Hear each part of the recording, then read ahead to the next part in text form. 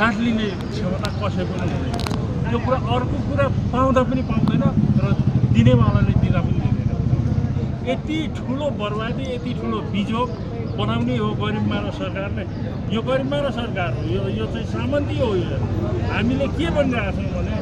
कमसेकम छानबिन त गरोस् न त छानबिन नगर भनेको छैन नि हामीले छानबिन गर्दाखेरि त अलि सेफ्टी तरिकाले सेफनेन गर्नु पऱ्यो नि त पऱ्यो कि पर्ने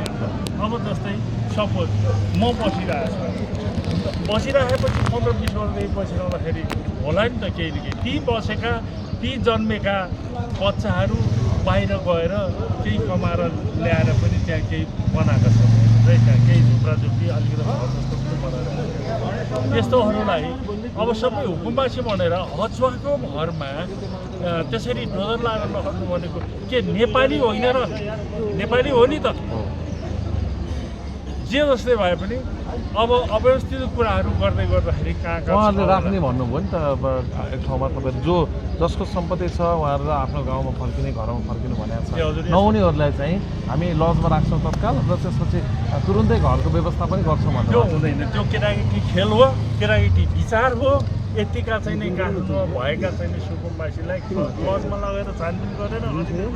अपार्टमेन्ट अनि अझै टुक्रो बनाएर राख्ने त्यस्तो पनि हुन्छ कमसेकम पहिला छानबिन गरेर छानबिन गर्ने हो छानबिन गरिसकेपछि अनि त्यो व्यवस्था गर्ने हो नि त अव्यवस्थित भनेर भनेको छ अव्यवस्थितलाई हेर्नु त कति वर्षदेखि त्यहाँ बसेर कुन तरिकाले अवस्थित भएर बसेका छन् त्यहाँ माओवादी काण्डमा त्यहाँ आएर चाहिँ नि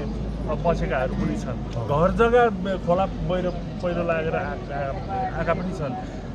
हामी जस्तो पढे लेखेको मान्छे सर्टिफिकेट बिकाउनको लागि यही केन्द्रमा आउनुपर्ने हो कुनै सिट छ भनेदेखि त्यो सिट बिकाउन पनि यही केन्द्रमा आउनुपर्ने हो त्यस्ता खालका सबै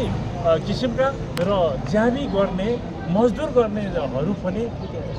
मजदुर गर्न पाउने ठाउँ यही हो र यही ठाउँमा आउँछन् अनि अवश्य भनेर 4 कट्ठा जमिन कुन ठाउँमा छ त्यो 4 कट्ठा जमिन वर्ष दिन चाहिँ